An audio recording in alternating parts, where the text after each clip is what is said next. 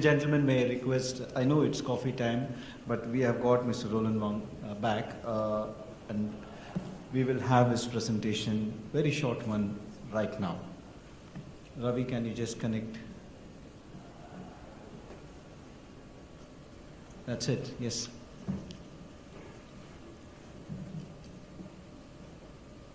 Welcome, sir.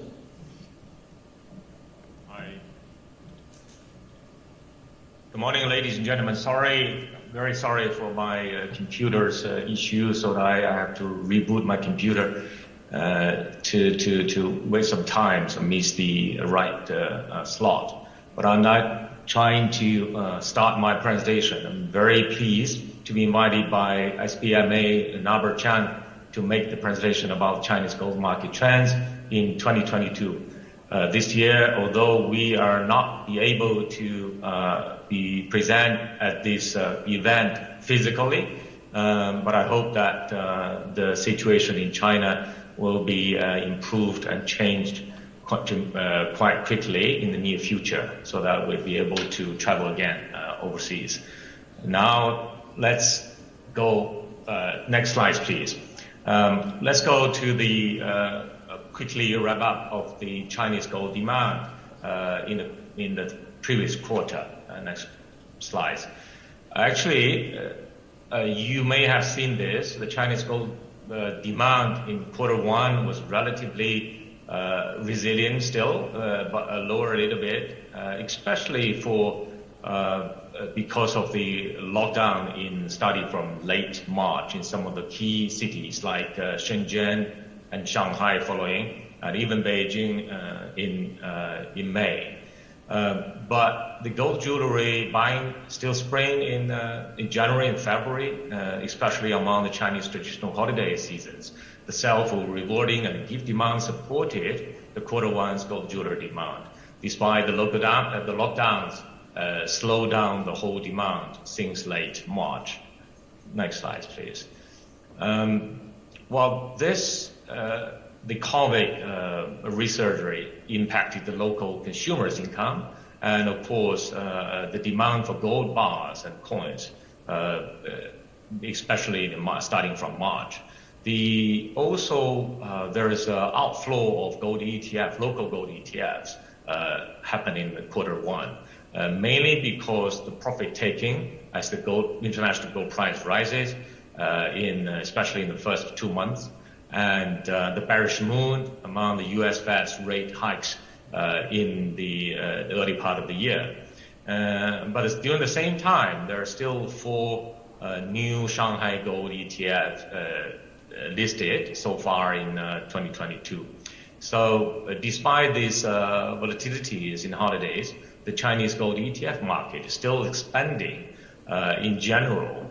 There's more than 7 local listed gold ETFs in China already, and we can see that this provide more opportunities for local investors, both institutional investors and retail investors, to have more choices of local gold ETFs. There's another, next slide, please. There's another angle to look at the local gold demand. Exactly, we can see these trends based on the local gold price spread between Shanghai Gold Exchange price and also international gold price. The local gold demand exactly is a key driver for this kind of a spread changes. The World Gold Council has made a special model for forecast these trends. The lockdown basically hammered the local gold demand in the later part of Q1, especially in Q2, and definitely can be shown from this spread, the changes, and resulting in a very narrow spread, even a negative spread in the first part of the Q2. This can help you to understand the local demand trends. Next slide, please. But we have seen a lot of stories about this lockdown and also the slowdown of the economy because of the COVID resurging. But we believe that it's still a short-term impact, but not a very long-term expectation. Next slide, please. Next slide, we see that the local economic activity is hammered. Manufacturing PMI in April dropped to the lowest level since February 2022, the third lowest on record. And the lockdown heavily impacted retail sales, industrial production, and the job market, of course. The economic pressure rose sharply in the short term. But fortunately, next slide, please. We have seen there is some measures happen to try to stop this. Another factor to basically we have shown this weakened season in Q2 especially is that the assumption of a lower gold price and based on the Bloomberg's medium forecast actually help us to support the local gold jewelry demand forecast. The actual demand in Q2 for jewelry especially will be worse than Q1 as expected among the prolonged lockdowns in major cities. Next slide, please. In terms of the physical gold demand, especially the bars and coin sales, we forecast that it will face a heavy headwind still, especially Q2 is a low season, and also plus the lower income growth because of lockdown, and further have dampened the demand forecast. But we have seen a depreciation of the Chinese RMB, and the lower interest rates and the higher inflation pressure will provide some especially support for the physical investment demand. So we forecast that the Q2 gold bars and coins demand will still be might be still quite weak. That's based on the previous analysis.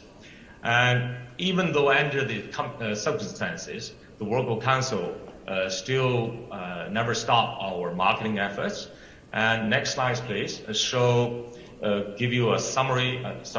Previous one. Give you a summary of our main efforts in the investment sector. On the left-hand side, we have some marketing efforts and also lobbying efforts happening now with the regulators, especially facing the institutional market. We try to promote the gold allocation among institutional investors as an asset, a strategic asset, and especially among the insurance industry sector. We are working with the regulators and local industries, try to open the door for the insurance asset management funds to allocate some of the investment into gold. And the window has been opened for some tested projects, but we're still waiting for the final green light from the regulators on this sector. For the retail investors, of course, we still increase our efforts to the awareness of gold as a strategic assets among the retail investors. And we also explore the retail products types that are more attractive to the younger investors, including the ESG topics.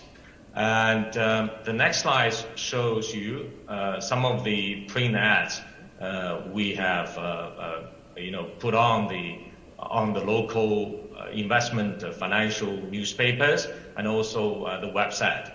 Focus on various themes such as the gold as an everlasting value, and gold provides stable long-term return free of credit risk and such.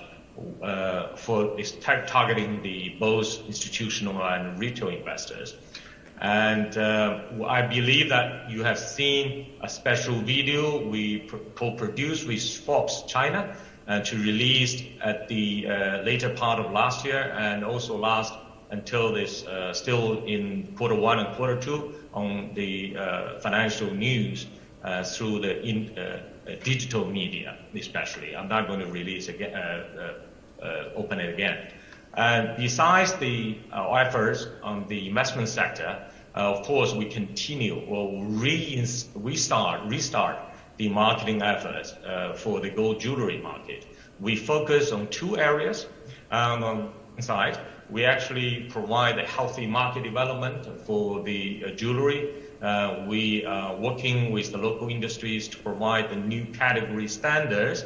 For instance, for the hard 24-karat hard gold standard, we unite the supply chain and leverage resources from our retail partners and manufacturers in China to promote these new categories.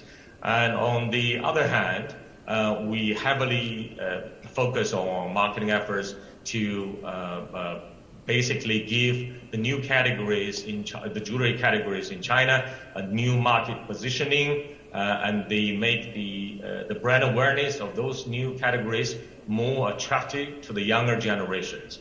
And especially now the heritage gold jewelry is the most popular items in the jewelry market now. It started from 0 to about 20% of the total share of the market nowadays, and we forecast that this special category plus the new category of 24K hard gold jewelry will provide more attractive items especially for the younger generations.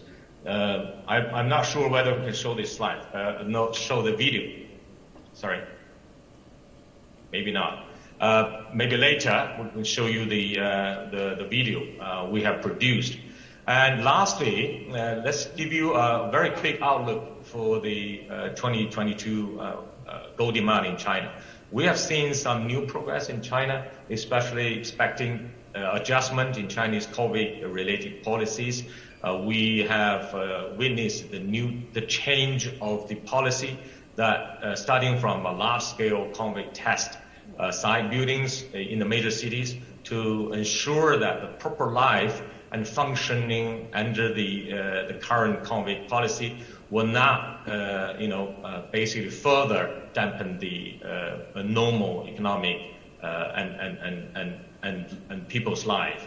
And of course, the accommodative macro policies, including tax and fees, refunds and cuts, easing and the monetary and the fiscal policies, and also the consumption stimulating expected in the coming month will further provide the support to support the economic development.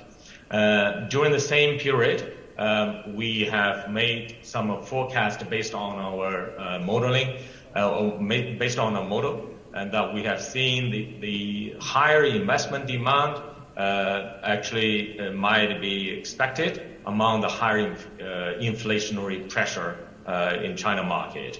And the volatility of the local currency actually is often a positive correlated with the retail demand for China. For the gold jewelry demand, we have seen that as long as there's a stable gold price, the jewelry demand could be supported in the short term after the situation is back to normal. If you can see from this chart, if you still believe that the history will repeat itself, we hope that the V-shaped recovery in 2021 shown in this chart will repeat again. Although we are facing a much stronger and unexpected headwinds this year, but we still believe that gold will still shine forever. That's end of my presentation. Thank you. Thank you very much, Mr. Roland Wang. That was a wonderful presentation.